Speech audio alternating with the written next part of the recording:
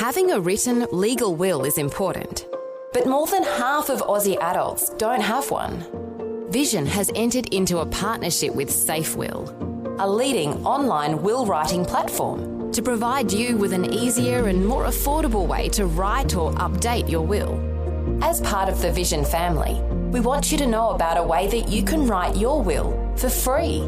Start the process now and complete it at no cost during Leave a Legacy Week from February 26th to March 3rd. See all the details at vision.org.au/legacy.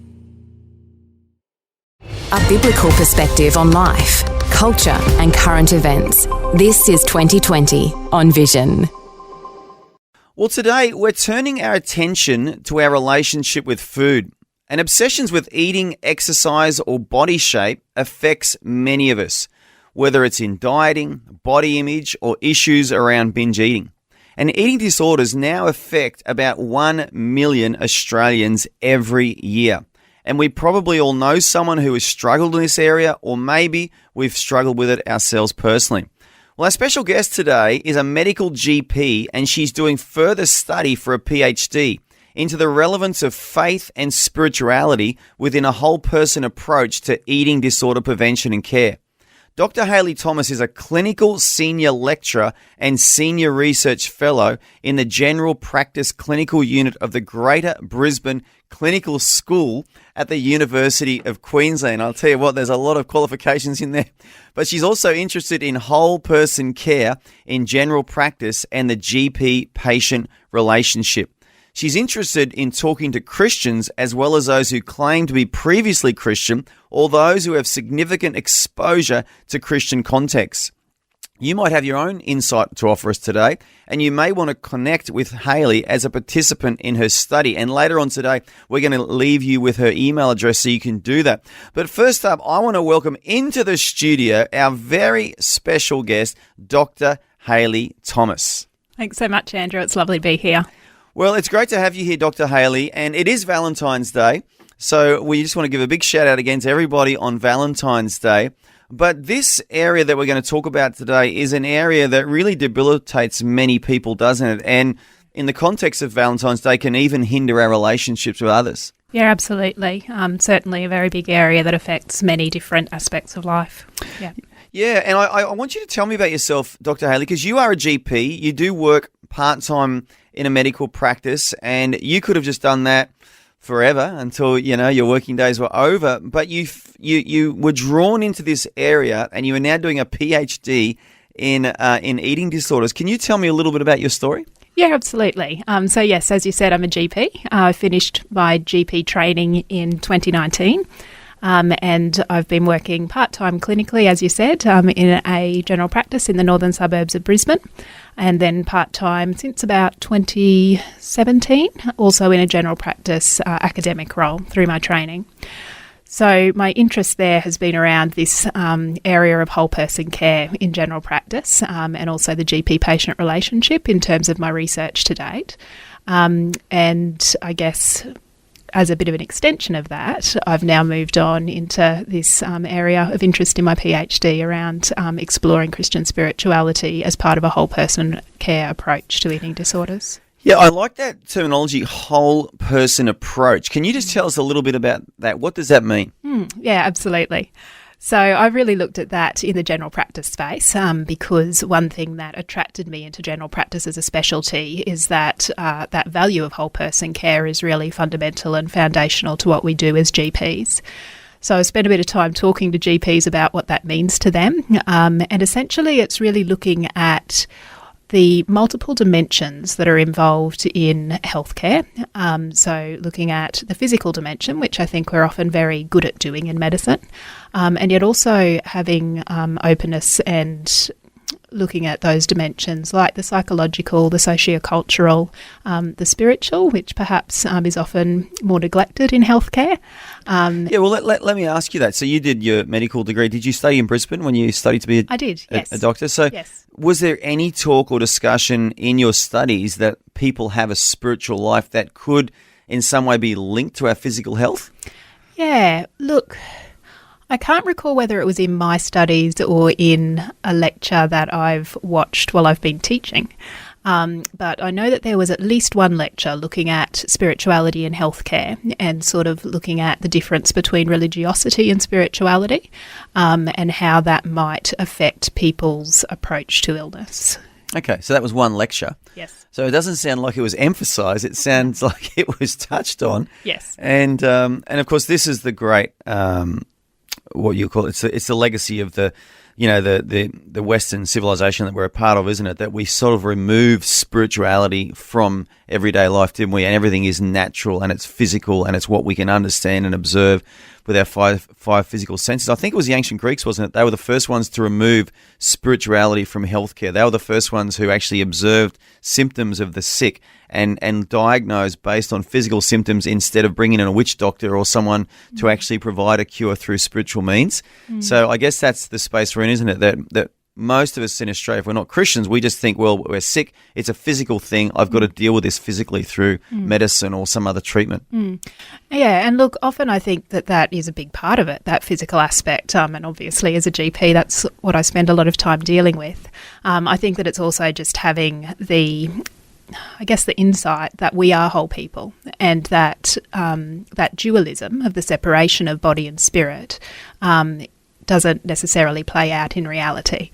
And we need to have that bigger perspective around what's going on for people, and so that we can help them in the most comprehensive ways. Yeah, absolutely. So, I mean, the stats are pretty staggering. 1 million Australians are living with an eating disorder in any given year. That is a lot of people, isn't it? That's a lot of people, yes, and often it's very hidden. Yeah, and so when you first became a GP, were you surprised by the amount of people that do struggle in this area? Look, I'm not sure if I was surprised. I think that as a fairly young female GP, you do get quite a few just in that demographic, like by virtue of demographic, that come through. But yeah, I'm not sure if I was surprised, but certainly it is an issue that's out there. Yeah, and so, you were practicing as a GP and you're coming across people struggling in this area. So is that what kind of was a catalyst for you to say, you know what, I want to do further study and try and really understand this area more and provide more help? Yeah, look, I think I'm interested for a variety of reasons, and, certainly that's one of them. And I guess the other thing is just that within this area of whole person care, I think eating disorders are a particularly good example of a condition where the link between the fact that there is something physical, psychological, cultural, those aspects are really more obvious than in a lot of other conditions, and the interplay between those, but that perhaps the spirituality, there's some research that it may be relevant, but perhaps not as well explored as some of those other aspects. So I guess it was quite a good case study as well around that whole person care approach. Okay. Well, I've got some stats here as well. So of the people who suffer from eating disorders, 3% have anorexia nervosa, 12% have bulimia nervosa. I don't know what nervosa means, doctor. Maybe you can fill us in. 47% have binge eating disorder. I know what that is. And 38% have other eating disorders. What does this nervosa mean? What does bulimia nervosa mean? Yeah.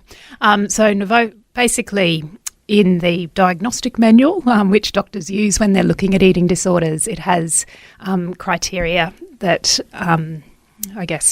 need to be fulfilled for the diagnosis of these different eating disorders. The nervosa bit is just part of the name of the condition.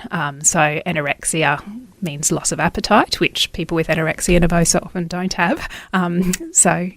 Ironically. But I guess calling it anorexia nervosa just differentiates it in medical speak from other causes of loss of appetite. In terms of what characterises the conditions, so anorexia is one of the less common but very serious eating disorders. It has among the highest mortality rates of any mental illness, and it's really characterised by a restriction in food intake, which leads to a low body weight, and that may or may not be accompanied by things like binge eating and purging behaviours. In bulimia nervosa, there is often binge eating, so that's eating a large amount of food in a short space of time with a sense of loss of control and a feeling of sort of guilt and shame afterwards. And then in bulimia, there's often compensation, for example, self-induced vomiting and those types of behaviours as a response to the binge eating episodes. In binge eating disorder, there's the binge eating without the compensation. And then that large group which you spoke about, which is those other eating disorders, is basically just people who are experiencing some of those types of behaviours or some of the distress around body shape and weight, which are part of those disorders as well, but they just don't meet the specific criteria that we have for those disorders, but are still very serious. Yeah, it is very serious. And is this a recent thing? Like, were these disorders around 100 years ago? That's a really good question. So I think that they have been around for some time. I'm not sure in terms of when we first started calling them eating disorders and defining them in this way.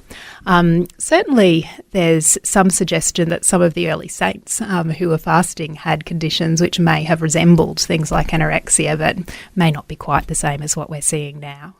But we know that the prevalence is rising, and particularly in the context of COVID, we'd seen quite a rise in the prevalence of eating disorders in Australia. Yeah. And I mean, and here's another question. So is this more limited to the Western world, or is this a worldwide issue as well? Or is it mainly in the Western civilizations we're seeing these disorders? It's a really good question. I'm not sure that we know the answer, or certainly that I don't know the answer for certain. Certainly our Western culture with the thin ideal we know contributes to the development of these disorders. But I don't think that they're limited only to Western cultures, and I'm not sure that we've got the evidence to know, or certainly I'm not aware of the evidence, if it is there, to know the comparative prevalence in the different societies. Yeah, and I've also read some stats. 80% of adults diagnosed with an eating disorder have at least one or more psychiatric disorder as well. So there's a real link there, isn't there, to mental health issues? There is often overlap. So there's often other mental health conditions that are in the mix there, yes. Dr. Hayley, we may have a caller here, and I think we have Kay with us. Is that you, Kay? Yes. Hello. Welcome to 2020, Kay. Thank you. Do you have a question you want to ask Dr. Hayley today? Yeah. I have a family member who I've observed since they've been coming to our family, married one of our children, and just noticing a lot of weight loss, a lot of exercising. When we go there, she doesn't eat very much, and I just feel she's really wasting away in front of me. And so I just want to, I don't know I don't know much about these diseases, and I just want to talk about that, if that's all right. Ask a question. Yeah, absolutely. And I'm... Hello? Hello, can you hear me? I can't hear you. Can you hear me now? That's better. Yes. Thank you. Yes, yeah. Look, I'm really sorry to hear about your experience. That's a really difficult thing to be, watching in a family member and to be having those concerns. I think one thing with eating disorders is that it is really a challenging journey for everyone who's involved along that path. If you do have concerns, there are some really good resources that are available. So if you're comfortable with going online, the Butterfly Foundation is an excellent website that has a lot of information and a helpline available. Right. The Inside Out Institute for Eating Disorders, the National Eating Disorder Collaboration, and also some state-based eating disorder services such as Eating Disorder Queensland and Eating Disorders Victoria have some really good online information around people who are concerned that you may be able to access. I guess, in your situation, it's hard to, offer definite advice without knowing exactly what's going on. But, Sure. I'd encourage you to, perhaps gently raise your concerns with your family member if you feel that you've got a relationship where she'd be comfortable to talk about that, or, with someone who may be comfortable talking with her about that. And just having that really non-judgmental approach, showing that genuine love and care, and encouraging them to reach out and to see a professional and get some further help. And often the GP is a great place to go in the first port of call. Is that helpful? Thank you. Thank you. Now, with that disorder, do they sort of come and go? You know what I mean? Do they fast and stop eating and then eating again, and then is it sort of something they come and go with, or? Look, it can be very varied. So I think there's a misconception, particularly around anorexia, that people stop eating altogether. And sometimes that is the case, but often it's not.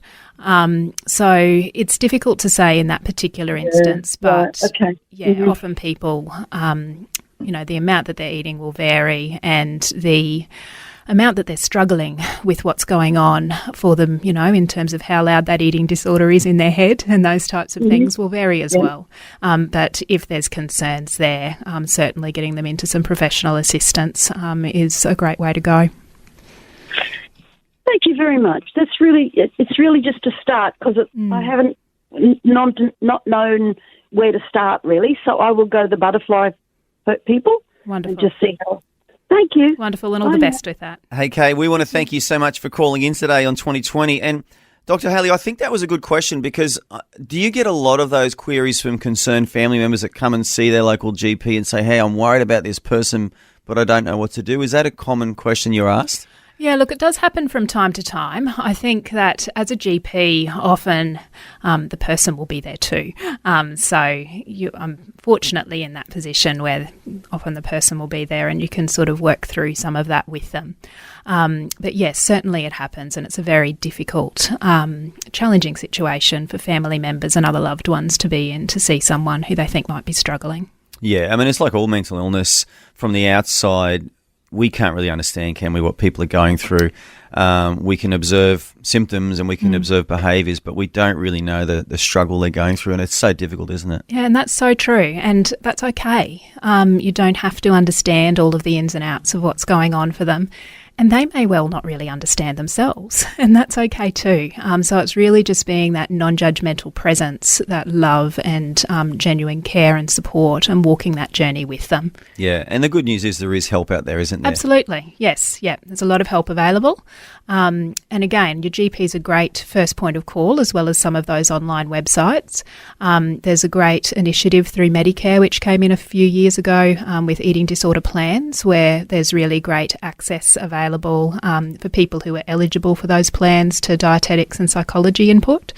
And yeah, again, your GP is the place to start to see whether that's an option for you or whether there may be other more appropriate options available. Yeah, absolutely. Now, it looks like we may have another caller coming through, but just quickly, what are the typical disorders faced by both women and men? And let's not pick on the women, so let's start with men, because this is a good question for me. What sort of disorders do men face in this area? Absolutely. Yeah, so I think probably one of the first things to say is that eating disorders come in all shapes, they come in all sizes, they come in all ages, and they come in all genders. And certainly women are more commonly affected by eating disorders than men, so probably 3 to 4 times as common in women as in men. But men still do experience these conditions. They can experience any of the eating disorders across the spectrum. We know that binge eating disorder is probably one of the more common one in terms of having more similarity in the rates between women and men. And we also know that sometimes, but not always, eating disorders can present a little bit differently in men, in the sense that often in women there's a focus on, I guess, the thin ideal.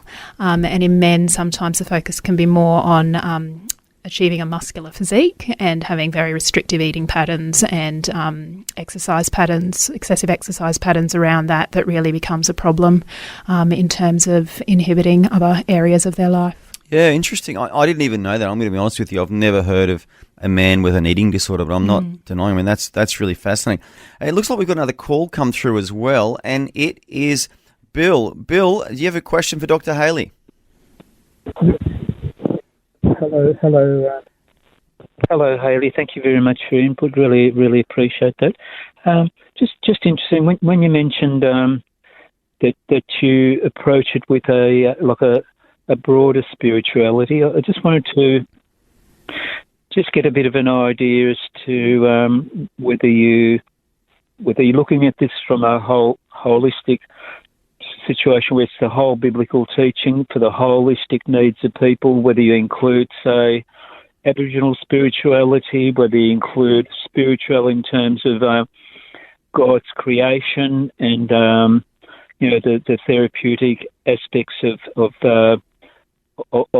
being amidst His creation in terms of recovery, therapy, that type of stuff.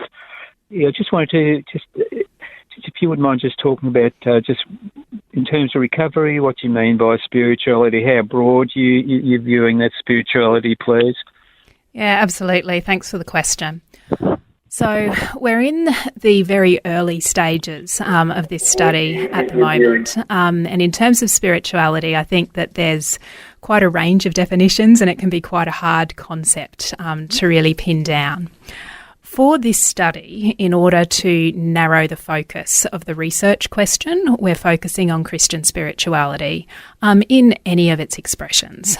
So that could be, around nature, around scripture, around, anything really that people are finding helpful or unhelpful in this space. And the type of research that we're doing is going to be around talking to people about their experiences and really just following their leads in terms of where that's taking us, and then working together with them to design some sort of resource to assist in this space. So, yeah, I think that there's potential relevance of spirituality across the board. For this specific project, we're focusing in on Christian spirituality. Hey, Bill, I want to thank you for calling in today. That's a very, very good question. Dr. Hayley, I do want to ask you to go back to where we were before the news break. We talked about men and eating disorders and how men can be affected, but I now want to ask about women and how women can be typically affected by eating disorders as well. Yeah, so look again, I think that it's a very broad spectrum, and certainly again, so you can't tell whether someone's suffering from an eating disorder by looking at them or by their age, size, those types of things. So again, across the spectrum, women can suffer from anorexia, bulimia, binge eating disorder. Another one we haven't talked about is a fairly new diagnostic category of avoidant restrictive food and intake disorder, which is where the focus really isn't so much on body shape and weight and body image distress, but more around, aversions to certain tastes and textures and those sorts of things, or healthy eating, to the point where that becomes unhealthy, and you can end up with things like nutritional deficiencies and that sort of thing. Okay, so people don't want to eat certain foods because of textures and tastes and phobias, and so they'll actually not eat and not be nourished, and that can lead to health problems. Or they'll restrict their eating to a point where they're missing things that are quite important for their nutrition and become unhealthy in that way. So it's not so much that they're not eating as they're eating a very limited variety of foods. Oh, wow. Well, it looks like we've got another call coming through, so we're going to go to that caller. But you may also have a question or a query or a comment you want to ask to Dr. Hayley. If you didn't hear earlier, she is a medical GP. She's a practicing GP, but she's also now devoting part of her working week to a PhD focusing on eating disorders and the spiritual impact of eating disorders. But I think we've got a call, Dr. Hayley, from Melody in South Australia. Melody, welcome to the program. Oh, hello. How's everyone? We are good, Melody. We're all the better for hearing from you. How are you? Oh, I'm good. I just thought I'd make this interesting comments because in my Bible study group, one lady knows somebody and a young girl, and there's several other young girls in the same church group, and all of these girls come from loving Christian families with good backgrounds and loving, nurturing Christian families, and they're going to a really good, solid, nurturing type of Christian church, and it's something. One of them's probably done a bit of a Google search, seems to me an interesting phenomenon. A large percentage of young people with eating disorders come from lovely homes and lovely Christian homes, as I said, and they go to good Bible-believing Christian churches. And so it's really a strange phenomenon. The world in its way sort of creeps into these young girls' minds, even though they're obviously getting a good Christian upbringing, yeah. You know, that's actually a really, really good question, Melody. And I'm going to ask you to hang on to get the answer from Dr. Hayley. But Dr. Hayley, have you observed this as well, that people from what would look like an ideal upbringing, a Christian home, exposed to church, they know the scriptures, are still being affected by eating disorders? Yeah, absolutely. And I think that it's been, I guess, a little bit of a misconception in the community that, or I guess a sense of blame around the family with people with eating disorders. And there's really more recently been an emphasis on taking the focus away from that, and because often it isn't the family's fault. These are such complex conditions with so many factors that are playing in there that it can be quite unhelpful to, blame the family and attribute it to that when these conditions are going on, because often that's just not what the issue is. And yes, unfortunately, these conditions can affect people from excellent upbringings and who've, been in those very supportive contexts. Yeah, and have you ever had to speak with someone who perhaps also is a Christian and they believe the Bible and they go to church and they're struggling with an area like this and they almost can't believe that they're also experiencing a challenge like this? Do you think there's Christians out there that have that journey as well and don't quite understand why? Yeah, look, I wouldn't be at all surprised if there are. And really in the research that we're doing, we're looking to talk to people who are in that type of position to understand their experiences and really help to, look at helping in this space. Yeah. No, it's quite interesting. And Melody, did you have any other questions or comments you wanted to make today? No. No, that's it. Two people I know and love dearly are also Christians, and they have been struggling through their own eating disorders. So when I hear of my friends' children and their friends, I say, oh, such and such and such and such, can you please pray for them? Because I know that they, being Christians, and they can empathise and pray with them. I just thought I'd say that. So, well, we really, really appreciate you calling in today, Melody, and it's a really valid point. And like you said, we can pray as Christians, and as Dr. Hayley said, we need to, as much as we can, encourage people to seek professional help as well. But Melody, thank you so much for calling 2020 today. You're welcome. Thanks, Melody. Now, we have another call, I think, Dr. Hayley, so we'll see if... no, that looks like that person has just vanished from the screen there. But let's go back to the different conditions that women can face with eating disorders. Yes. So we talked through a couple of the common ones. And again, I guess the thing to say is that it's very varied, and that if you've got any concerns around your thoughts around food or shape or weight or behaviours around food and exercise, just to look to get help there. Excellent. Looks like we do have another caller, and it is Steve from Victoria. Have you got a comment or a question, Steve? Yeah, kia ora. Good afternoon in my time, morning your time still, Andrew and Dr. Hayley. How you all doing? Well, thanks. How are you? Yes, not too bad. We've struggled with our daughter. I had an inkling she was eating and purging for a while, then it sort of came out. Then the biggest struggle for me as a dad, trying to get my head around the understanding of the mental illness side of it. Mm-hmm. When you get that phone call at 2 o'clock in the morning, hey Dad, I love you, but I don't want to be here, mate, your feet don't hit the ground searching for your daughter, and there's nothing you won't do. And then just trying to get my head, like, as a bloke, truck driver going from A to B. Just eat. Just exercise when you need to. But she was going to the extremes of everything and trying to get my head around that and educate myself. That was a real struggle too. And, you know, from a bloke's point of view, just eat and hold your food down. And trying to get into her mindset as well was a real struggle for myself. And then when I got to that point, oh man, what a relationship we've got now. And I'm the only believer in the family, and praying through that and having a good support crew around me through a prayer group, and that is what, praise God, got me through. And then I pray over my daughter, and she goes, Dad, what are you doing? I'd stand at her door, because she's 18 now, and I'd stand at the doorway with both hands on the door frame.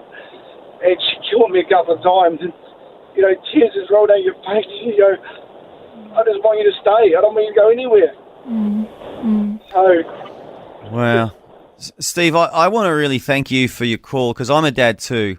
And like you said, many times we don't understand our daughters, do we, fully, but we just love them. And we want them to know how much we love them. And I totally hear, and I think there'll be a lot of dads out there right now listening to your call, Steve, and relating to this, that we sometimes can't understand. But just remind our listeners again, Steve, what was that catalyst for you where things changed, that really helped you, be a better dad in this situation? Just educating myself to understand where she was coming from. It's so easy for us blokes to go into mentality because we just want to fix things. You know, just eat your meal. You know, just eat this, eat that, you know, and it's just so easy for us to throw that cliche out there, you know, oh, you look good in that dress, you know, but when they've got that mental problem going on, the mental disorder, they're not getting enough food to the brain, so the brain's not functioning properly, and that's where it gets distorted and all the wires get mixed up, was the best way that was explained to me by the beautiful psychologist we got our daughter into.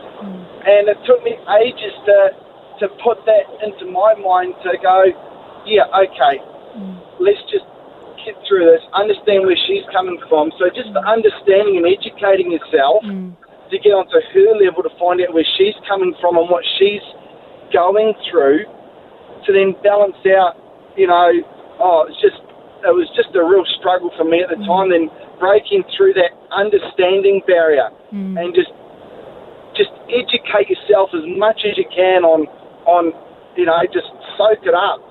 And then on top of that, don't forget to keep reading the Bible and keep God at centre focus. Because without that steadfast, you're like a boat without a good rudder, you know, you're just all over the shop. Yeah. So it's a balancing act, that's for sure. Wow, such good comments, Steve. Dr. Hayley, do you want to add anything to that and offer Steve any encouragement or support as well? Yeah, Steve, I guess just the first thing, thank you so much for sharing your story. That's, such a difficult journey to walk with someone that you love. And it sounds like you've been, doing that well and on that for a while. So certainly your comments around how hard this is to understand, that's so true. And so hard for family members who are looking on and, love the person and, want to fix it, as you said. You do, yes. Yeah. And I guess what you've said around that sense of, why don't you just eat and why don't you exercise as much as you need to is a really common response here. And I just love what you've said around that importance of educating yourself, because these people... well and truly. Yeah. Because if these people could do that, they'd do it and they wouldn't have a problem. Yes. Yeah, and that's... That took me a good 6 to 8 months to get my head around the whole concept of all that. Yes. And just, Yes. Going through those motions, so Yeah, and look, absolutely, and as we've spoken about before, I'm not sure where you found your information, Steve, but there is a lot of that available online, and particularly some of those state-based eating disorder organisations often have support for carers available there as well. Do. Yeah. Brilliant. Yeah, they do, and they've got online conferences and all that sort of stuff as well, so I just fed into that as much as I could, so it was just a really big help for me. So, Well, you know what, Steve? I can just tell, mate, you are a good dad, Kiwi Steve, and you're a good Kiwi as well. And we do have another caller in the queue, but I mean that, Steve. I can just tell I felt really touched by your comments and you calling in today. Guys. Thank you, Dr. Hayley, for bringing the subject up again. It's always going to be a big one for a lot of families. A lot of families are afraid to speak out, but don't be afraid. Get the help you need and quick as you can. Thanks, Steve. That was our saving grace. Thank you. Yeah, so true. Right, Thank take you. care, guys. Good on you, Steve. God bless. God bless. Wow, what a great call, huh? That was really quite touching. Now, we've got another call, Dr. Hayley, so we are going to go to this person as well. And we have Katarina from Adelaide in South Australia. There, Katarina. Yeah, I am. And, yes, one's heart does sort of go out to Steve and his daughter, his family for all that. But I just wanted to say, like, when I was a kid, and this is something I only realised probably, 10, 15 years ago, that thing just clicked in my head, and I'm 53 now. But anyway, so when I was a kid, I just, when I was about, 7, 8, 9, those sort of ages, I just wouldn't eat. Would not eat, stopped eating, and would barely eat, just barely. And my parents just could not understand why I wouldn't eat. They'd sit there and, put it in my mouth, sort of thing. And took me to the doctors, and they said, you're just going to have to force feed her, and she has to have all these tablets. I remember the iron tablets and all these sorts of tablets, and Mum would, melt them in the cup, and, oh, my goodness, they smelled awful and tasted awful.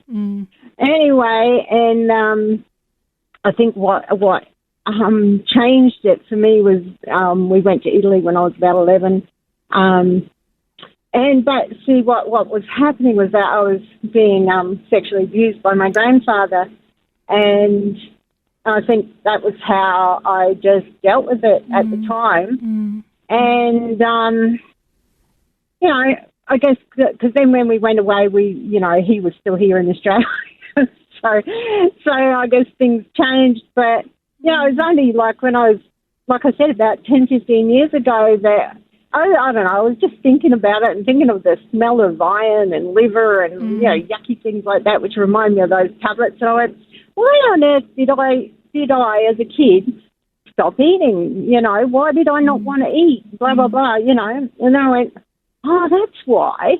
Because, I only remembered, when I was, about 20, that it even happened to me. Wow. But, Katarina, I want to really thank you for calling in. Dr. Hayley, have you got any comment? Right. Dr. Hayley, have you got any comments you want to make to Katarina about that? Is there often a link with childhood abuse as well with these disorders? Yeah, again, Katarina, thank you for sharing, and I'm so sorry to hear that that's been your experience, and just the trauma that you've been through there.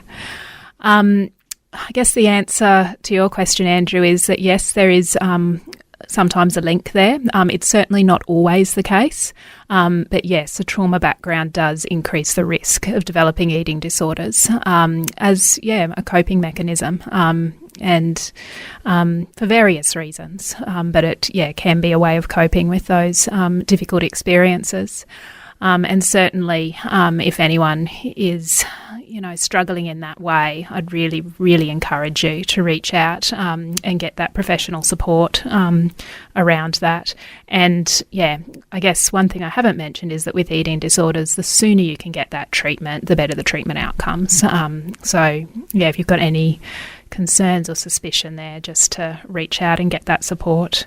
And yes, again, I'm so sorry to hear about your experience, and thank you for sharing. Yeah, Katarina, we want to thank you so much for calling in today. We've actually got more callers coming through, Dr. Hayley. So, Katarina, thank you again for calling. And we have someone else who's calling in now. If we can get a hold of them, we'll do that. But, so just before that happens, Dr. Hayley, the female disorders, have we covered all of the bases there with what women can be challenged with in this area? Yeah, I think just to recognise that it's very diverse and to seek help if you've got any concerns. Okay, so I do want to move on. This next caller may or may not come through to us, but you're doing a study. So let's talk about the study. What is the reason behind the study, and what is the nature of the study? Yeah, so I guess the reason behind the study is just that recognition of wanting to include spirituality or explore spirituality in a whole person approach to eating disorders. That's certainly not to say that spirituality replaces any of the other treatment, which is all essential, but that this might be something that can complement what we're doing perhaps, or that we might be able to provide support to people who are supporting in the Christian space there. So what we're doing is we're looking to talk to 4 different groups of people around their experiences in this space, particularly in that area of Christian spirituality and eating disorders for this project. So we're looking first to talk to people who have experienced an eating disorder and who are either Christian or identify as previously being Christian or have had significant exposure to Christian contexts that they think might be relevant to that space. Second, we're looking to talk to people like some of the people who've been calling in today who have a loved one who's experienced an eating disorder and if they think that Christian spirituality may be relevant to that space. Third, we're looking for pastoral carers who support people in this space, and we've got quite a broad definition of what that could include. So that could be clergy, it could be lay pastoral care, it could be school teachers or school counsellors, but who are offering Christian pastoral care in this space around what their experiences are and what the challenges and needs are. And finally, we're looking to talk to healthcare providers who may have an interest in this space, whether or not they're Christian, because the next phase of the study will be to work with a smaller group of these people to develop some sort of resource together which could assist in that space. And that resource we want to be available, I guess accessible to healthcare providers who are working with this, no matter their spiritual background, when they're working with Christians who would like this incorporated in care. So we don't expect that this is going to be across the board for everyone. It's really about individualising treatment for people who would like that approach in conjunction with other types of care. Sure. Now, Dr. Hayley, you are based in the University of Queensland in sunny Brisbane. Can people outside of the Brisbane area participate in this study, or are you really looking for people in southeast Queensland? No, absolutely. People outside can participate. So we're looking anywhere in Australia and New Zealand, would be eligible to participate. And I think probably the other thing I should mention there is that, yes, I'm doing the PhD through the University of Queensland and that we're very grateful to the John Templeton Foundation for a grant that's supporting this research as well. Yeah, well done. Nice acknowledgement there. Now, there's 4 types of people that you're looking for in this study. I want us to repeat them so people can hear them. So number 1, people who have suffered with an eating disorder. That's the first type of person that you'd like to be a part of this study? Yes, absolutely. Yep. So number 2? So carers or family and loved ones of people who've experienced an eating disorder and again think that Christian spirituality might be relevant to this space. Okay, so relatives, family members of someone who has suffered with an eating disorder, you want them to participate in the study and provide their perspective and their experiences. Absolutely. And the third person or type of person you want to be involved in the study? So Christian pastoral carers, and again, defining that very broadly. So if you're providing Christian support in that type of role to someone with an eating disorder, we'd love to talk to you. Okay, so that could be a chaplain, that could be a pastor, yes, a youth leader perhaps, or a youth worker. In fact, probably young adults leaders would probably experience this more only because they're doing a lot more young people. Yes. So that's the third type of person. And the fourth type of person, I remember this one, it's a healthcare professional that's also had some experience in this space. So if you are one of those 4 types of people, that is someone that's experienced an eating disorder or someone who is involved in the spiritual care and welfare of people with eating disorders, or a family member or a relative or a healthcare professional. Those 4 types of people, Dr. Hayley would love to hear from you so that you can be a part of this study. And this is one of those studies, isn't it, Dr. Hayley, that's actually going to help people? That's the idea. Yes, that's certainly what we're hoping for. It's not just an academic exercise. It's something that's going to be applicable, and it's going to provide outcomes, hopefully, and help more people in this space. And just finally, is this space growing? Are there more and more people suffering from eating disorders in Australia? Does the data back up that there's more people getting they're struggling in this area? Yeah, certainly there's data that suggests that through the COVID pandemic, we've seen a rise. So it does seem to be expanding. Yeah, which is not good. But, thank God there's people like you who are tackling this area head on and seeking to find solutions for people. Now, if you want to get involved in this study, you want to get in touch with Dr. Hayley, her email address is, and you have to get your pen out and write this down or punch it in your notes application on your phone or text it to your best friend or someone. It's h.thomas, that's THOMAS, h.thomas at uq.edu.au. That's h.thomas at uq.edu.au. If you didn't catch that and you want to catch that, you can also contact us here at Vision on our phone lines, and we will put you in touch with Dr. Hayley. But Dr. Hayley, I want to thank you for such a good conversation today, and I actually believe that we've helped some people, point them in the right direction. Is there any final comments you want to make before we finish up today? Yeah, no, just thank you. It's really been a privilege and a pleasure talking to you, and thanks for the opportunity. And we wish you all the best in the study, Dr. Hayley, and hopefully many of our listeners will get involved in that study as well. Thank you. Thanks very much. Thanks for taking time to listen to this audio on demand from Vision Christian Media. To find out more about us, go to vision.org.au.